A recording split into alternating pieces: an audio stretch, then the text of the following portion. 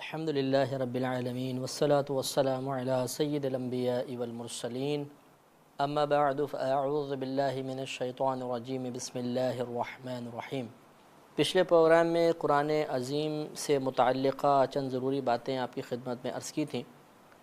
اور یہ وضاحت کی تھی کہ تفسیر قرآن کے آغاز سے قبل قرآن پاک سے متعلقہ چند ضروری باتیں اگر ہر قاری کے ذہن میں ہوں تو نہ صرف قرآن سمجھنے میں آسانی ہوگی بلکہ بہت سے خدشات جو قرآن پاک کے سلسلے میں ایک عام ذہن میں ہو سکتے ہیں انشاءاللہ وہ خدشات بھی دور ہو جائیں گے۔ پچھلا جو ہمارا موضوع چل رہا تھا وہ نسخ سے متعلق تھا، یعنی قرآن عظیم کی بعض آیات ایسی ہیں کہ جو نازل کی گئیں لیکن پھر ان کا حکم منسوخ کر دیا گیا۔ اس میں آپ کو بتایا تھا کہ نسخ کا لغوی معنی ہوتا ہے کسی شے کو زائل کر دینا، تبدیل کر دینا، اور شرعی اعتبار سے کتاب التعریفات صفحہ نمبر 167 میں سید شریف جرجانی رحمۃ اللہ علیہ لکھتے ہیں کہ صاحب شرع کی طرف سے کسی حکم کی انتہا کو بیان کر دینے کا نام نسخ ہوتا ہے،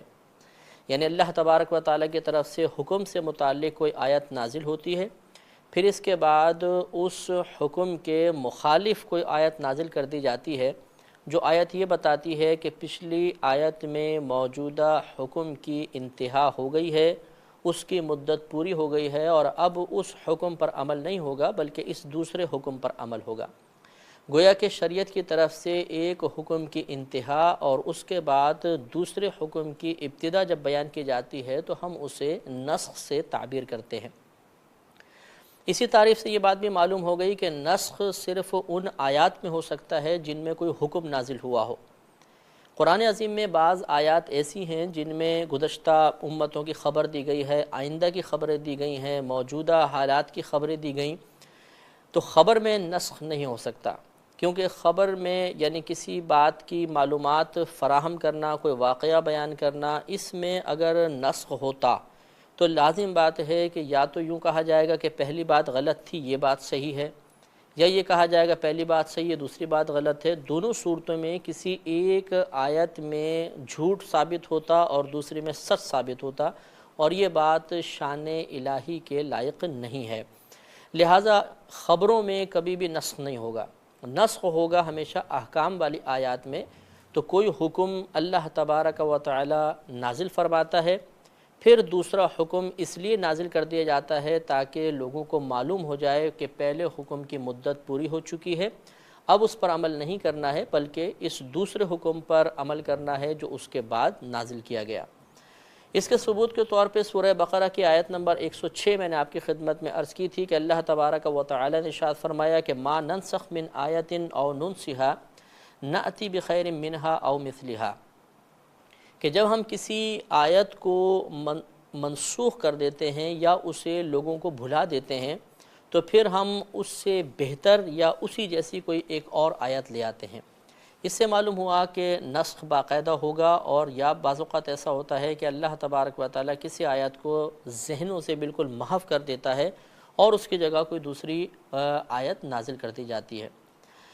یہ ہم نے تھوڑی سی بات پچھلے پروگرام سے متعلقہ جو اس میں بھی ذکر کی گئی تھی آپ کے سامنے بیان کی ہے۔ آج اسی موضوع کو ہم کنٹینیو کرتے ہوئے تیسرا اسی نسخ سے متعلق ایک موضوع لے کر آئیں گے کہ ثبوت نسخ کس طرح ہوگا،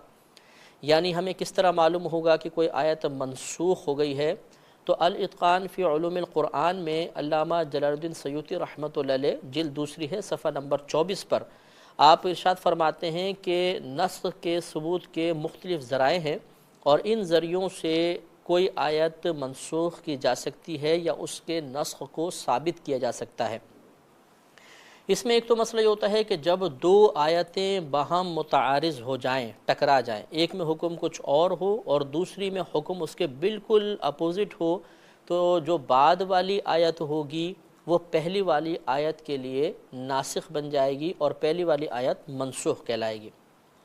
لیکن شرط اس میں یہ ہوتی ہے کہ ان دونوں کا شان نزول ہمیں معلوم ہونا چاہیے، وقت نزول معلوم ہونا چاہیے، کیونکہ شان نزول جیسے کہ انشاءاللہ جیسے ہم نے اس پر بحث کی تھی کہ شان نزول جاننے کا فائدہ یہ ہوتا ہے کہ معلوم ہو جاتا ہے کہ یہ آیت کس وقت نازل ہوئی تھی،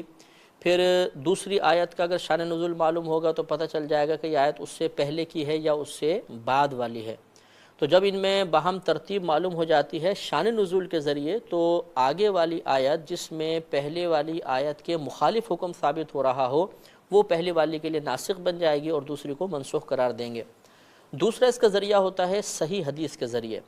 اگر کوئی صحیح حدیث بالکل صحیح ہو اور اس کے راوی وغیرہ تمام اعلیٰ مطلب ان میں شرائط پائی جاتی ہوں،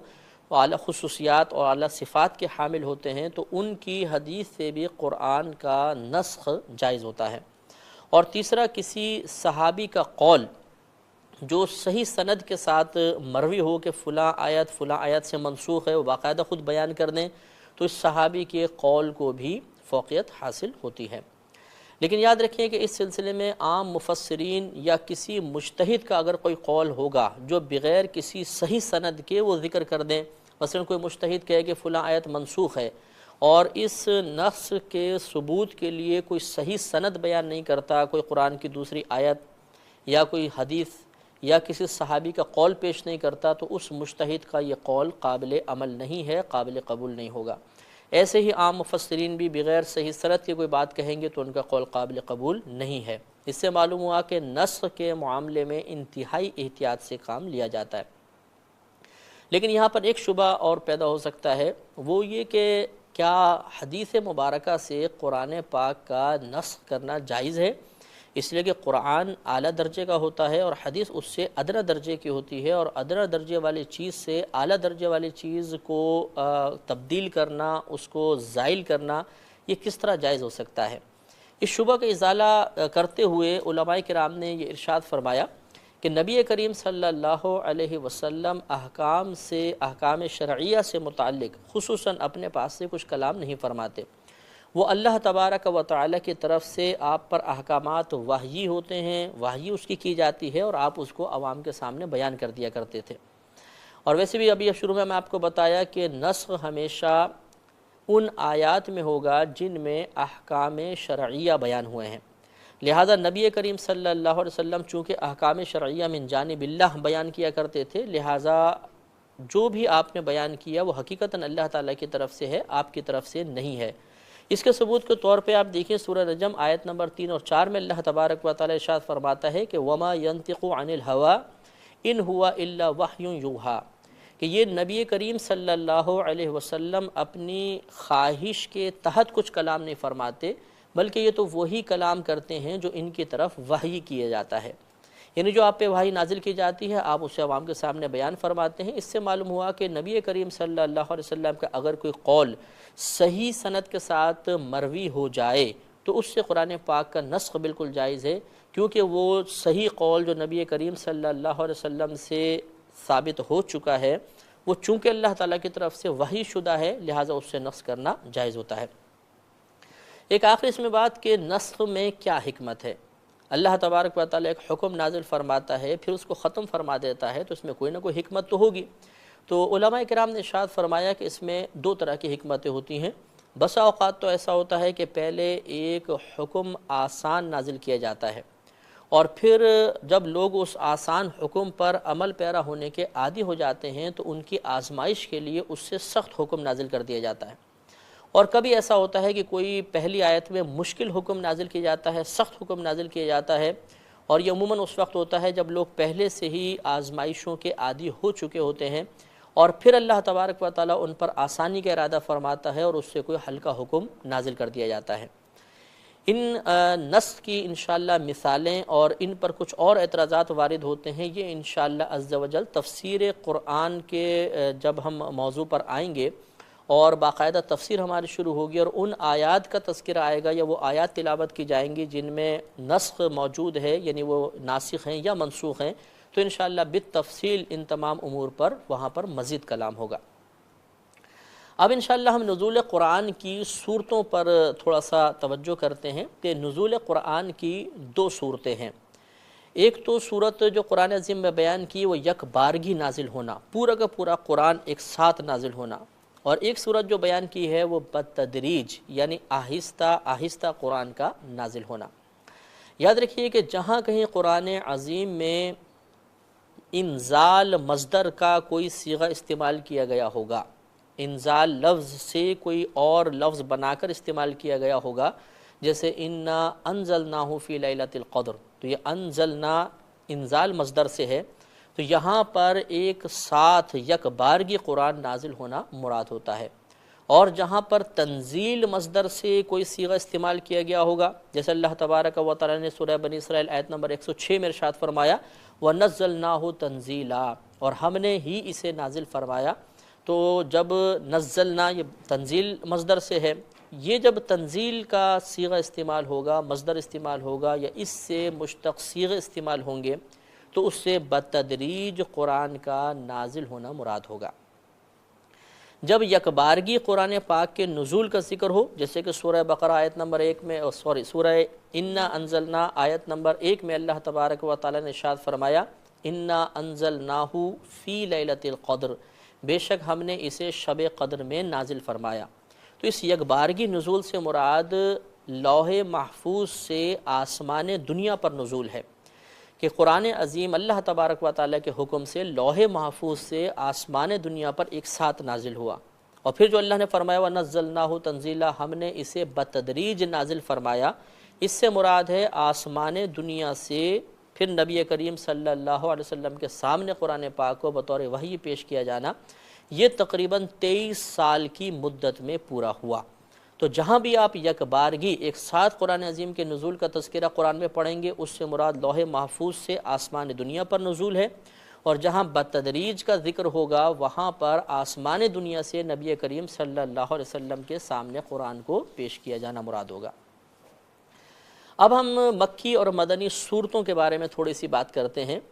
آپ جب قرآن عظیم کی تلاوت کریں گے، کوئی بھی صورت شروع کریں گے تو اس سے پہلے لکھا ہوتا ہے یہ صورت مکیہ ہے، کہیں لکھا ہوتا ہے یہ مدنیہ ہے۔ اس سے مراد کیا ہے؟ الاتقان فی علوم القرآن میں علامہ جلال الدین سیوطی رحمۃ اللہ علیہ اس بارے میں 3 اقوال نقل فرماتے ہیں، جن میں سے پہلا قول سب سے زیادہ قوی ہے۔ جلد نمبر 1 ہے، صفحہ نمبر 8 اور 9 پر آپ اس کو ملاحظہ فرما سکتے ہیں۔ وہ ارشاد فرماتے ہیں پہلا اس بارے میں قول تو یہ ہے کہ جو آیات کریمہ یا صورتیں ہجرت نبوی صلی اللہ علیہ وسلم سے پہلے نازل ہوئیں وہ تمام مکی کہلاتی ہیں، اور جو ہجرت رسول صلی اللہ علیہ وسلم کے بعد نازل ہوئیں انہیں مدنی کہا جاتا ہے۔ اب یہ عام ہے کہ جو ہجرت کے بعد نازل ہوئیں وہ چاہے مکے میں ہی نازل ہوں انہیں مدنی کہیں گے، اور جو ہجرت نبوی سے پہلے نازل ہوئیں وہ چاہے مکے سے باہر نازل ہوئیں، جیسے دوران سفر کوئی نازل ہو گئیں، انہیں مکی ہی کہا جائے گا۔ تو پہلے قول کے مطابق مکی اور مدنی ہونے کا معیار ہجرت ہے۔ ہجرت سے پہلے جو آیات اور صورتیں نازل ہوئیں وہ مکی ہیں، ہجرت کے بعد جو نازل ہوئیں وہ مدنی کہلاتی ہیں۔ اور یہاں یہ بات بھی قابل غور ہے کہ بعض صورتیں ایسی ہیں جن کی کچھ آیات ہجرت سے پہلے نازل ہوئی ہیں اور کچھ ہجرت کے بعد نازل ہوئی ہیں۔ اس میں ضابطہ یہ ہوتا ہے کہ جن صورتوں کی زیادہ آیات ہجرت سے پہلے نازل ہوئیں ان کو مکی کہہ دیا گیا، اور جن صورتوں کی اکثر زیادہ تعداد آیات کی ہجرت کے بعد نازل ہوئی انہیں مدنی کہا جاتا ہے۔ دوسرا اس میں قول یہ ہے کہ جو مکے میں آیات اور صورتیں نازل ہوئیں وہ مکی ہیں، جو مدینے میں نازل ہوئیں وہ مدنی ہیں۔ لیکن اس قول میں پھر مکی اور مدنی کے درمیان ایک واسطہ پیدا ہوگا کہ جو دوران سفر نازل ہوئیں، یعنی جو نہ مکے میں نازل ہوئی نہ مدینے میں، وہ ایک تیسری قسم بن جائے گی، اور یہ مناسب نہیں ہے۔ کوئی ایک مطلب یہ کہ ان کو نام دینا اچھا ہے، تو یہ پہلے قول میں یہ بہت اچھی بات ہے کہ اس میں یا تو مکی انہیں کہا جائے گا یا مدنی کہا جائے گا۔ اور تیسرا قول یہ ہے کہ جن میں اہل مکہ سے خطاب ہے وہ مکی ہیں، اور جن میں اہل مدینہ سے خطاب ہوا ہے اللہ نے ان کو مخاطب کیا ہے وہ مدنی کہلاتی ہیں۔ اس میں پھر بعض اوقات ایسا بھی ہوگا کہ بعض آیات ایسی ہیں جن میں خطاب بظاہر سمجھ میں نہیں آتا کہ مکے والوں سے ہے مدینے والوں سے، تو اس میں بھی واسطہ ممکن ہو سکتا ہے۔ لہذا پہلا قول جو ہے سب سے زیادہ اچھا قول ہے، اور وہ جمہور علماء کرام کا قول کہلایا ہے۔ اس کے بعد ایک اور معاملہ انشاءاللہ آپ کی خدمت میں عرض کرتے ہیں، جس کے پہلے آپ کچھ حدیثیں 2 حدیثیں سماعت فرمائیں۔ صحیح بخاری جلد 2 صفحہ نمبر 746 پر حضرت ابن عباس رضی اللہ تعالی عنہ سے مروی ہے کہ رسول اللہ صلی اللہ علیہ وسلم نے ارشاد فرمایا کہ حضرت جبرائیل علیہ السلام نے مجھے ایک حرف پر قرآن پڑھایا، تو میں نے ان سے رجوع کیا اور مسلسل حروف کی زیادتی کے بارے میں اصرار کرتا رہا، حتیٰ کہ انہوں نے مجھے 7 حروف پر قرآن پڑھایا اور 7 حروف پر انتہا ہوئی۔ اور اسی بخاری شریف میں صفحہ نمبر 747 پر حضرت عمر رضی اللہ تعالی عنہ سے مروی ہے کہ نبی کریم صلی اللہ علیہ وسلم نے ارشاد فرمایا کہ یہ قرآن 7 حروف پر نازل کیا گیا ہے، جو حرف تمہیں آسان لگے اس پر قرآن پڑھو۔ ان 2 احادیث کریمہ سے معلوم ہوا کہ قرآن عظیم 7 حروف تک پڑھنے کی اجازت ہے۔ اب سوال یہ پیدا ہوتا ہے کہ حروف سے کیا مراد ہے؟ اس کے بارے میں علامہ جلال الدین سیوطی رحمۃ اللہ علیہ نے الاتقان فی علوم القرآن میں تقریباً 35 علماء کے اقوال نقل فرمائے ہیں، لیکن ان میں سے جو اکثر اہل علم کا قول ہے وہ انشاءاللہ میں آپ کی خدمت میں عرض کرتا ہوں۔ اکثر اہل علم یہ کہتے ہیں کہ حرف سے مراد کہ ایک حرف پر یا 7 حرف پہ قرآن نازل ہوا، اس کا مطلب یہ ہوتا ہے کہ بعض اوقات معنی ایک ہوتا ہے اور اس کے لیے الفاظ کثیر استعمال ہوتے ہیں، لہٰذا یہ نبی کریم صلی اللہ علیہ وسلم چونکہ اپنے اللہ تعالیٰ کے عطا کردہ علم سے جانتے تھے کہ عرب میں مختلف قبائل ہیں اور ان مختلف قبیلوں میں ایک ہی معنی حاصل کرنے کے لیے مختلف الفاظ استعمال کیے جاتے ہیں۔ اصلاً تو قرآن عظیم لغت قریش پر نازل ہوا تھا، لیکن ہر جگہ لغت قریش استعمال نہیں ہوتی تھی، دیگر الفاظ بھی استعمال ہوتے تھے۔ اگر قرآن عظیم اسی ایک لغت پر نازل ہوتا تو دیگر پڑھنے والوں کو دقت پیش آ سکتی تھی، تو اپنے ان دیگر عرب قبائل کی سہولت اور آسانی کے لیے نبی کریم صلی اللہ علیہ وسلم نے اصرار فرمایا کہ قرآن عظیم کے بعض جو معانی ہیں انہیں ایک ہی لفظ کے ساتھ نہ پڑھا جائے بلکہ مزید الفاظ کے ساتھ پڑھا جائے، تاکہ ہر قبیلے والا آسانی سے اپنی لغت کے مطابق قرآن عظیم کو پڑھ سکے اور اس کو سمجھنے میں آسانی محسوس ہو۔ اس کی ایک مثال آپ کی خدمت میں عرض کرتا ہوں، سورہ بقرہ میں ہے کہ کلما اضاء لهم مشوا فیہ، کہ اللہ تبارک و تعالی جب بھی ان کے لیے روشنی پیدا فرماتا ہے وہ اس میں چلنے لگتے ہیں۔ تو یہاں لفظ استعمال ہوا ہے مشوا فیہ کا، لیکن حضرت ابی بن کعب رضی اللہ تعالی عنہ اس کو کبھی پڑھتے تھے مروا فیہ اور کبھی فرماتے تھے سعوا فیہ۔ دونوں کا معنی ایک ہی ہے، مروا گزرتے ہیں اس میں، سعوا فیہ وہ سعی کرتے ہیں، چلتے ہیں اس میں۔ تو مشو کی جگہ آپ کبھی مرو کا لفظ استعمال کرتے تھے اور کبھی سعو کا لفظ استعمال کرتے تھے، معنی سب کا ایک ہی ہے۔ اس سے معلوم یہ ہوا کہ چونکہ قرآن عظیم مختلف مطلب حروف پر یعنی معنی ایک، الفاظ کثیر، تو اس لیے صحابہ کرام کی بعض روایات میں آپ دوسرے الفاظ میں بھی تلاوت قرآن مطلب دیکھیں گے۔ اب خلاصہ کلام یہ ہوا کہ اصلاً تو قرآن عظیم لغت قریش پر نازل ہوا تھا، لیکن دیگر قبائل کی سہولت کے پیش نظر نبی کریم صلی اللہ علیہ وسلم نے ایک ہی معنی کو حاصل کرنے کے لیے مختلف الفاظ کے استعمال کی اجازت مرحمت فرمائی۔ اس طرح قرآن عظیم 7 حروف پر نازل ہوا، لیکن یہ ضروری نہیں کہ ہر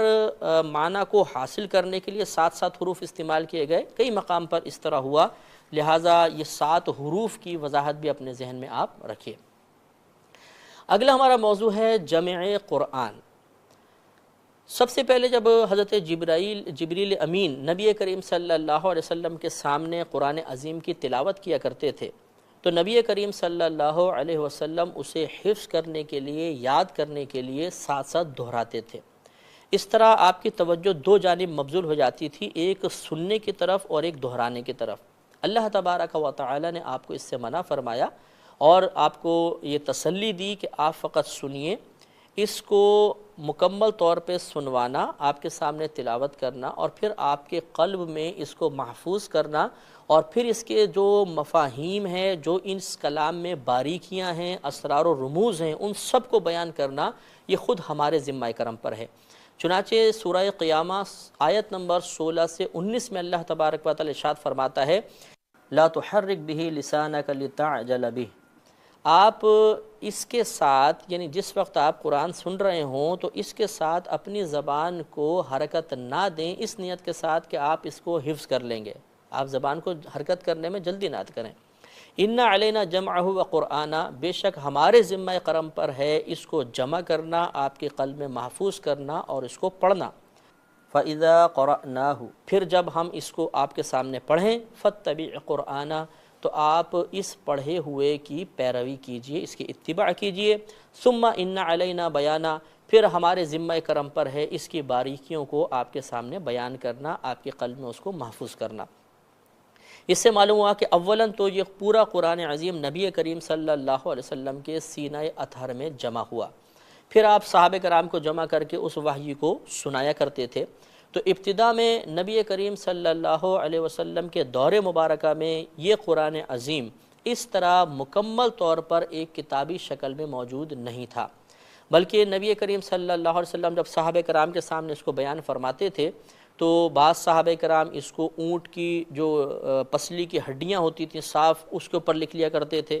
کوئی کھال پر لکھ لیتا تھا، کوئی کپڑوں کے ٹکڑوں پر لکھ لیا کرتے تھے، کوئی پتھر پر لکھ لیا کرتا تھا، اور اس طرح وہ قرآن پاک کو اپنے پاس محفوظ رکھتے تھے۔ تو ویسے بھی نبی کریم صلی اللہ علیہ وسلم کی بارگاہ میں کاتب وحی صحابہ ہوا کرتے تھے، جو باقاعدہ آپ کی کتابت جو وحی ہوتی تھی اس کو لکھا کرتے تھے۔ ڈاکٹر وہبہ زحیلی صاحب تفسیر منیر جلد 1 صفحہ 21 میں لکھتے ہیں کہ صحابہ کرام نبی کریم صلی اللہ علیہ وسلم سے قرآن سن کر لکھ لیا کرتے تھے۔ پھر آپ فرماتے ہیں کہ یہ مشہور ہے کہ 25 کاتبان وحی تھے، جو صحابہ تھے جو نبی کریم سے قرآن سن کر لکھا کرتے تھے، لیکن یہ کہتے ہیں کہ ہماری تحقیق یہ ہے کہ تقریباً 60 کے قریب صحابہ کرام ایسے تھے جو باقاعدہ نبی کریم صلی اللہ علیہ وسلم کی وحی کو لکھا کرتے تھے، اور ان میں زیادہ مشہور آپ فرماتے ہیں کہ حضرت ابوبکر، حضرت عمر، حضرت عثمان، حضرت علی، حضرت ابی بن کعب، حضرت زید بن ثابت، حضرت معاویہ بن ابی سفیان، حضرت یزید بن ابی سفیان، حضرت مغیرہ بن شعبہ، حضرت زبیر بن عوام اور حضرت خالد بن ولید رضی اللہ تعالی عنہم ہیں۔ یہ مشہور 60 کے اندر یہ مشہور صحابہ ہیں جو باقاعدہ قرآن عظیم کو نبی کریم کے دور میں لکھا کرتے تھے، لیکن بات وہی تھی کہ کوئی ایک کتابی شکل میں اس کو نہیں لکھا جاتا تھا۔ اب چونکہ ہمارے پروگرام کا وقت تقریباً ختم ہو چکا ہے، اگلے پروگرام کے لیے اجازت مرحمت فرمائیں۔ وآخر دعوانا ان الحمدللہ رب العالمین۔